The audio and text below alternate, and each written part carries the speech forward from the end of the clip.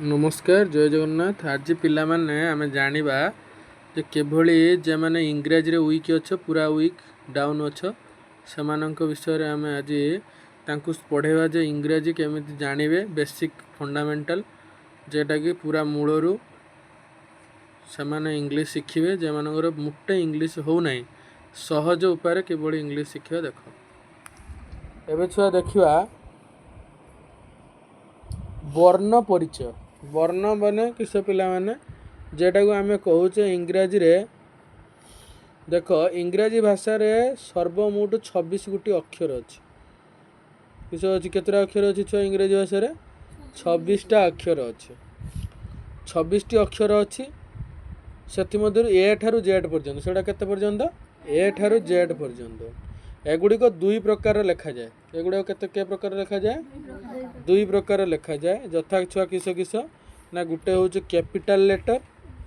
Capital letter माने किस पिला माने जेटा कुआ हूँ बड़ अक्षर आउ गोटे हूँ दुई रे स्मॉल लेटर। स्मॉल लेटर माने किस सान अक्षर बा जेटा को आमे कहूचे छोट अक्षर पूरा छोट पिला मानक पई बा जे माने बड़ होइचंदी किंतु किछि इंग्लिश पढ़ी पार नांदे तांको पई। देख पिला माने एबे तमे समस्त एबीसीडी आगर देख ए बी सी डी लिखा है पिला माने सब देखि दबो। एठी देख लिखा है एटा हूँ बड़ अक्षर पिला माने समस्त सिलट खड़ी आनी प्रैक्टिस करियो। आउ एटा हूँ सान अक्षर बा जेटा को आमे कहूचे स्मॉल लेटर। एटा हूँ कैपिटल लेटर जेटा को आमे कहूचे बड़ अक्षर। एटा हूँ स्मॉल लेटर। स्मॉल लेटर माने किस सान अक्षर A B C D E F G H I J K L M N O P Q R S T U V W X Y Z बुझीगला छुआ। एबे छुआ से कही सबुठारु गुरुत्वपूर्ण कथा जेटा कि बड़ बड़ छुआ भी किसी बुझी नांती सेटा देख के जानिबा। एबे ओडी होजी टिके खुली हां देख पिला माने एठी देख लिखा है उड़िया भाषा रे बा उड़िया भाषा परी उड़िया भाषा रे समस्त जानिथियो तमे वर्णबोध जे माने पढुथुओ। उड़िया भाषा परी इंग्रजी रे मध्य स्वर वर्ण और व्यंजन वर्ण रही। इंग्रजी रो किस अछि स्वर वर्ण और व्यंजन वर्ण रही। स्वर वर्ण बा भावेल गुडी कहला किस किस छुआ माने ए ई आई ओ यू आ व्यंजन वर्ण होछि किस कॉन्सोनेंट किस C O N O S sorry C O N S O N N T S लिखा है लिखि नब। कॉन्सोनेंट आ केतरा रहला छ ना आ 21 टी के से ना B C D F G H J K L M N P Q R S T V W X J Y Z बुझीगला छुआ। ये पांचटा छाड़ देले आउ सब ये सब किस व्यंजन।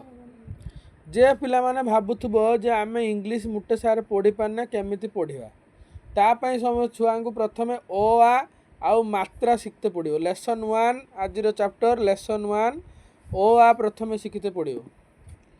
ओ को ए आ को ए हर्षे आई दीर्घ ई हर्षौ यू दीर्घ ओ रु आर ओ এই ভলিয়া দেখো লেখা হয়েছে এ আই ও ইউ কে ক কে এইচ এ খ জি এ গ জি এইচ এ ঘ এন এ ও সি এইচ এ চ সি এইচ এইচ এ ছ জে এ জ জে এইচ এ ঝ ওয়াই এন য় টি এ ট টি এইচ এ ঠ ডি এ ড ডি এইচ এ ঢ এন এ ন টি এ ট টি এ ত টি এইচ এ থ D A the D H A ধ এন এ ন পি এ প পি এইচ এ ফ বি এ ব বি এইচ এ ভ এম এ ম ওয়াই এ য় র আর এ ଳ এল এ डब्ल्यू ओ हूँ डब्ल्यू ए तालबेस हूँ एस एच ए मुदनेस हूँ एस एच ए जंतेस हूँ S A H H A क्षीय के एस एच वाई ए य वाई ए ल एल ए एतिक हूँ छुआ किस ना लेसन 1 ल अ को ए।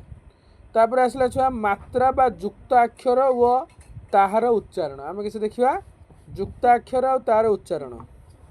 प्रथम देखा का के का से भाया तुम खा के खा गा जी घा एमती लिखिपर कि के आई कि खी के तापर कि के ई आ गोटे के कर हर्षे हूँ के आई कर दीर्घ हूँ के ई कु के यू खु के आ गोटे क दीर्घ हूँ के ओ क्रू के आर यू के रो एकार हूँ के ई कर ओकार हूँ कोई के आई कर ओकार हूँ केर ओ तापर कर ओकार हूँ के यू कंग के एन जी कह के एच क्र के आर ए क्ल के एल ए क्या के वाई ए क्य तापर क्व के डब्ल्यू ए क्व क्न के एन ए क्न तापर के एम ए क्म बुझीगला पिले।